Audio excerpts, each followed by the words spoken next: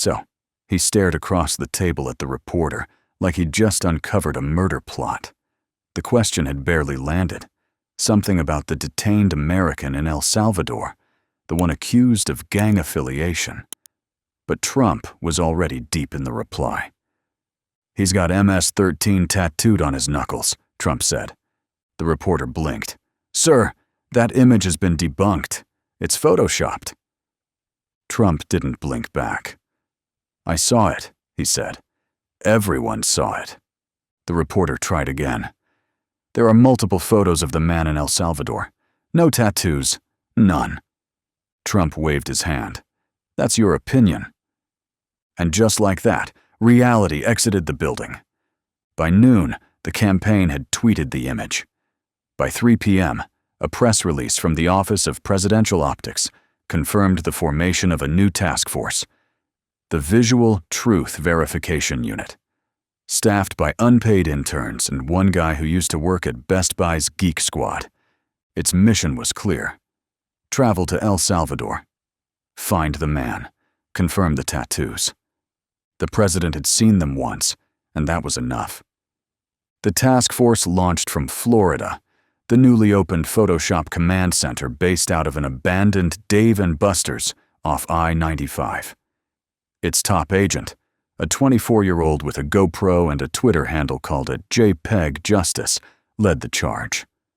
"We don't question the image," he told reporters. "We question reality." The plan was simple. Locate the detained American. Compare his knuckles with the viral photo. If the tattoos weren't there, check under better lighting. If still missing, investigate whether he had them spiritually. That was a direct quote from the mission brief. Meanwhile, Trump appeared on Truth Social to clarify. "Some say the tattoos were fake. I say, have you ever seen real Photoshop? It's better than real life. Sad." The line caught fire. By evening, "Photoshop is real life" was trending. A meme circulated of Trump at the Resolute desk, editing photos in Microsoft Paint, labeling gang members with Comic Sans captions. Inside the White House, a new protocol was drafted. All federal suspects must now submit a visual integrity audit.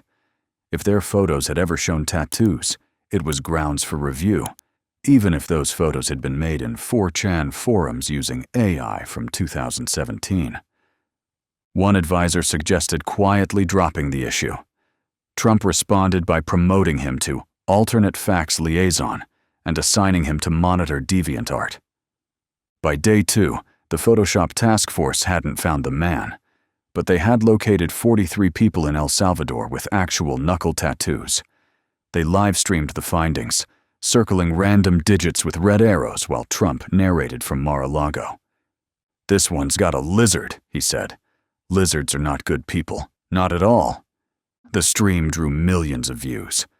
Meanwhile, the man at the center of the story sat in a jail cell, watching it unfold on a small TV with Spanish subtitles.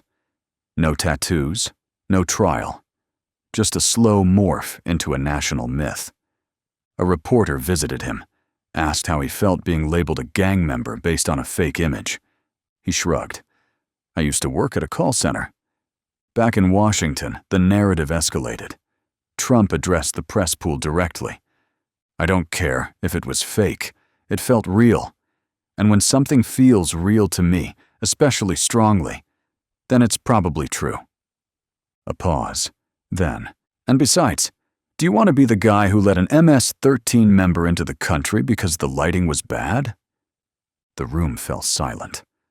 Later that evening, Fox ran a special segment called Tattoogate, the War on Visual Truth. A graphic flashed. "Can you trust your eyes?" Underneath, a scrolling banner read, "Exclusive. Biden's staff may also lack tattoos."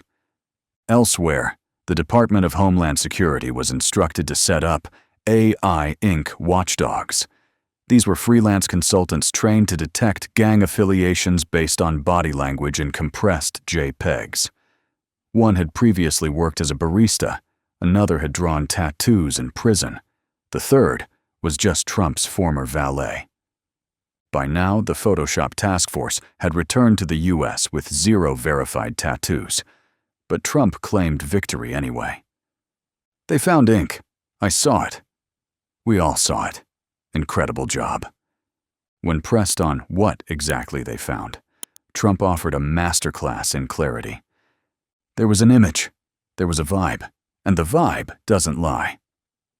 The nation watched, half horrified, half hypnotized. Tourists canceled trips. Tattoo artists across America saw a spike in clients asking for non-political designs. One man got real tattooed across his forehead just to avoid suspicion. The term JPEG justice entered the national lexicon. Congress called a hearing.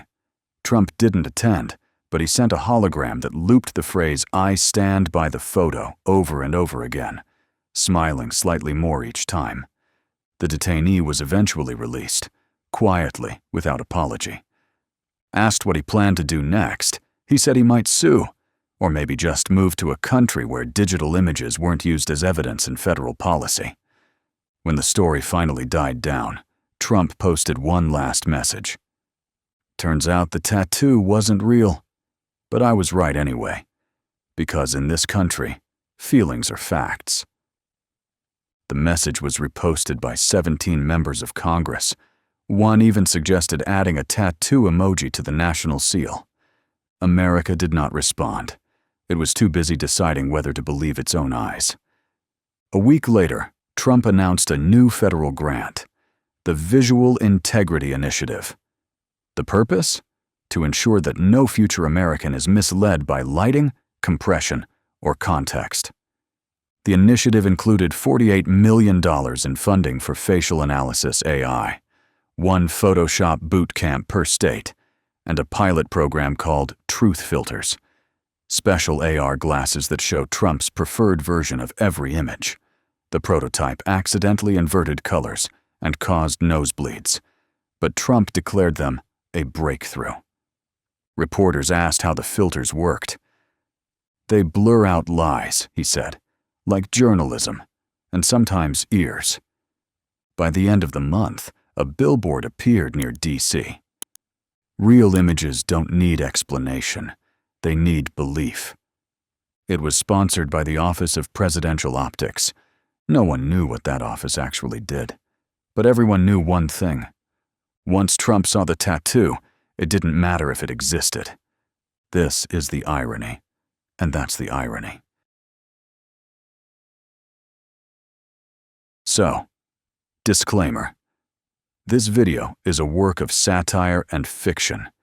It is intended for entertainment purposes only and should not be interpreted as fact, news, or a representation of real events. Any similarities to actual persons, living or dead, or actual events is purely coincidental.